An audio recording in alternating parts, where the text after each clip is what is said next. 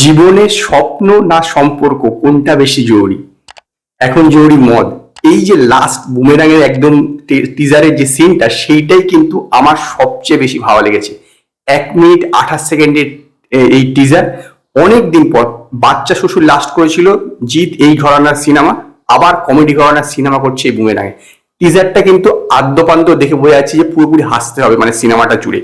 এখানে যারা কমেডি করে তাদেরকেও নিয়েছে, রজতাভ দত্ত, সৌরভ দাস, তারপরে খরাজ মুখোপাধ্যায়, অম্বরে সবাই আছে। তো কমেডির দিক থেকে অন্তত মানে কৌতুক অভিনেতাদের কোনো কমতি নেই।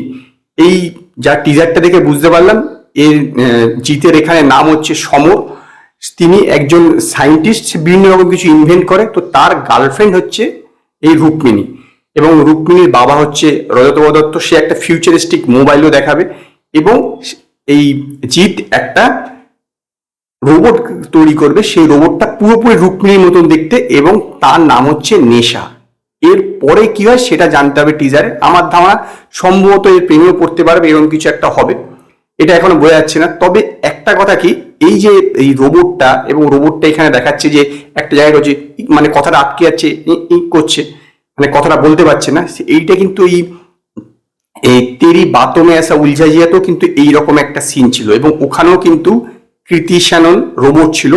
এইখানেও রুক্মিণী মৈত্র রোবট, যদিও বোঝা যাচ্ছে তার ডবল রোল আছে, মানে রুক্মিণী মৈত্র অরিজিনালি একজন মানে মানুষও আছে, এবং যখন তাকে বানাবে রোবট সেটা হচ্ছে রুক্মিণী মৈত্রের মতনই দেখতে।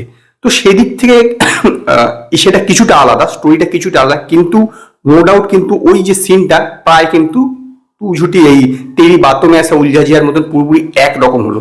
এইটা আমার মনে হয় এইটা ওই সিনটা না দিলেও পারতো না, কারণ লোকের এখন শুরু করে দেবে যে এই তো দেখা যাচ্ছে সিনের সঙ্গে মিল খাচ্ছে, তেরি বাতোं में ऐसा उलझा जियाর সঙ্গে মিল খাচ্ছে, লোকে এইটা বলার সুযোগটা পেয়ে গেল। আমার মনে হয় এই সিনটা এখানে না দিলেই বেটার হতো টিজারে।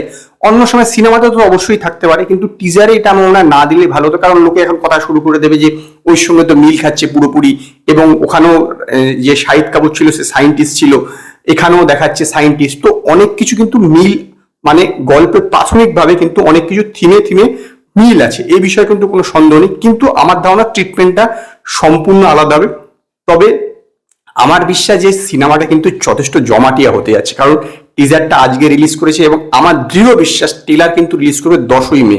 সেদিনকে অক্ষয় তৃতীয়া আছে, সেদিনকে কিন্তু এর টেলার রিলিজ করবে, এই বিষয়ে আমি নিশ্চিত। কারণ একটা বড় ডেটেই জিৎ সমস্ত কিছু রিলিজ করছে, তো সেই হিসাবে আমি বলছি যে টেলার সম্ভবত 10ই মে রিলিজ করবে, যেদিনকে অক্ষয় তৃতীয়া আছে। টিজারটা বেশ নো ডাউট ভালো, এবং বেশ হাসির দৃশ্য আছে, চমকপ্রদ দৃশ্য আছে। বাংলা সিনেমার ক্ষেত্রে বিষয়টা নতুন, যদিও বাঙালি দর্শকরা তো কি হিন্দি সিনেমাও দেখে থাকে। তো তার ফলে কি হচ্ছে, এই যে একটা কম্প্যারিজনটা না, সেটা চলতেই থাকবে। সেটা চেষ্টা করলেও কিছুতেই মানে সরানো যাবে না। সেই জন্যই আর কি সিনেমাটা দেখতে হবে, দেখলে বোঝা যাবে যে কতটা ওর থেকে ডিফারেন্স। অ্যাজ এ টিজার আমার বেশ ভালো লেগেছে, নো ডাউট বেশ ভালো লেগেছে। বিষয়টা যথেষ্ট অভিনব, এই বিষয়ে কোনো সন্দেহ নেই। এবং অনেকদিন পর জিৎ কমেডি সিনেমা করছে। এমনিতেই তার সিরিয়াল ধর্মী সমস্ত সিনেমা হয়, অঙ্কুশ তো একটা কমার্শিয়াল সিনেমা করলে, এখানে এই জিৎ তার একটা কমেডি ধরনের সিনেমা আনছে। তো আমার আশা যে সিনেমাটা বেশ জমবে, কারণ লাস্ট মানুষ সিনেমাটা একদম ভালো হয়নি, বক্স অফিসে চলেনি।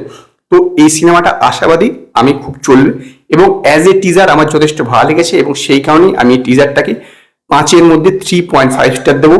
যদি আপনারা বুমেরাঙের টিজারটা দেখে থাকেন তো আপনারা আমায় কমেন্টে জান আপনাদের টিজারটা কিরকম লাগলো। যদি আপনাদের এই ভিডিও পছন্দ হয়, ভিডিওটিকে লাইক করুন, কমেন্ট করুন, শেয়ার করুন, আর নতুন নতুন আপডেটের জন্য আমার চ্যানেলকে সাবস্ক্রাইব করুন।